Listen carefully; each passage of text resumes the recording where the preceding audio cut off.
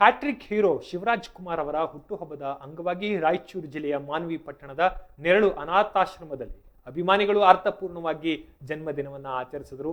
ಅಪ್ಪು ಹಾಗೂ ಶಿವಕುಮಾರ್ ಶಿವರಾಜ್ ಕುಮಾರ್ ಅಭಿಮಾನಿ ಬಳಗದ ಸಂಘದ ಸದಸ್ಯರು ಕೇಕ್ ಕತ್ತರಿಸುವಂತಹ ಮೂಲಕ ಶಿವಣ್ಣ ಅವರಿಗೆ ಹುಟ್ಟುಹಬ್ಬದ ಶುಭಾಶಯಗಳನ್ನ ಸಲ್ಲಿಸಿದ್ರು. ಬಳಿಕ ಅನಾಥಾಶ್ರಮದಲ್ಲಿ ಇರುವಂತಹ ವೃದ್ಧರಿಗೆ ಅನ್ನ ಸಂತರ್ಪಣಾ ಕಾರ್ಯಕ್ರಮವನ್ನ ಏರ್ಪಡಿಸಿ ಮಾನವೀಯತೆಯನ್ನ ಮೆರೆದರು.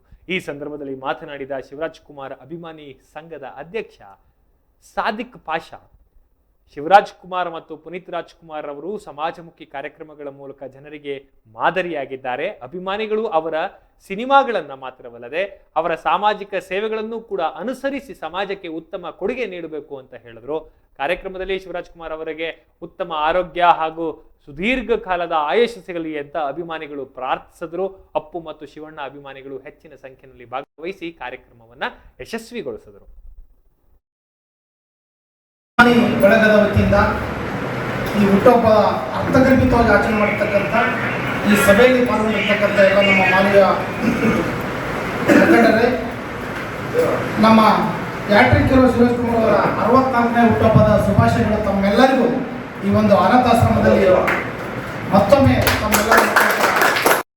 ನಾಯಕ ನಟರಾದ ಗರುಡಾನ ಚಕ್ರವರ್ತಿ ಹ್ಯಾಟ್ರಿಕ್ ಹೀರೋ ಶಿವರಾಜ್ ಕುಮಾರ್ ಅವರ 64ನೇ ಹುಟ್ಟುಹಬ್ಬದ ಪ್ರಯುಕ್ತ ನಾವು ಮಾನ್ವಿಯ ನೆರಳು ಆಶ್ರಮದಲ್ಲಿ ಒಂದು ಅಲ್ಪ ಸೇವೆಯನ್ನು ಹಮ್ಮಿಕೊಂಡಿದ್ದೇವೆ.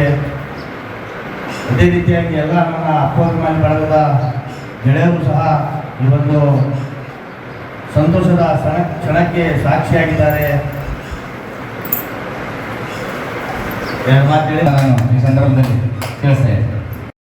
ಆದಂಥ ಡಾಕ್ಟರ್ ಶಿವರಾಜ್ ಕುಮಾರ್ ಅವರ ಹುಟ್ಟುಹಬ್ಬದ ನಿಮಿತ್ತವಾಗಿ ಮಾನ್ವಿಯ ನಮ್ಮ ಅಪ್ಪಾಭಿಮಾನ ಬಳಗದ ಗೌರವಾಧ್ಯಕ್ಷರಾದಂಥ ಕೆ ಸಾಜಿದ್ ಪಾಷಾ ಅವರು ಹಾಗೂ ಹಿರಿಯರಾದಂಥ ಎಲ್ಲ ನಾಯಣ್ಣನವರು ಮಾನ್ವಿಯ ನೆರಳು ಆಶ್ರಮದಲ್ಲಿ ಅರ್ಥಪೂರ್ಣವಾಗಿ ನಮ್ಮ ನೆರಳು ಆಶ್ರಮದಲ್ಲಿರುವಂಥ ವೃದ್ಧರ ಜೊತೆಗೆ ಹುಟ್ಟುಹಬ್ಬವನ್ನು ಆಚರಿಸಿದ್ದೇವೆ. ಅದೇ ರೀತಿ ನಾವು ಪ್ರತಿ ವರ್ಷ ನಮ್ಮ ಮಾನವೀಯ ಶಿವಣ್ಣ ಎಂದೇ ಪ್ರಖ್ಯಾತರಾದಂಥ ನಮ್ಮ ಕೆ ಸಾಜಿದ್ ಪಾಷಾ ಅವರು ಹಲವಾರು ವರ್ಷಗಳಿಂದ ನಾವು ಚಿಕ್ಕ ವಯಸ್ಸಿನಿಂದ ನೋಡ್ತಿದ್ದೇವೆ. ಆಲ್ಮೋಸ್ಟ್ ನಾವು ಪ್ರೈಮರಿ ಸ್ಕೂಲಿನಲ್ಲಿ ಅವ್ರ ಅಣ್ಣನವರವಾಗ ಕಾಲೇಜ್ ಓದೋ ಟೈಮ್ನಲ್ಲೇ ನಾನು ನೋಡೀನಿ.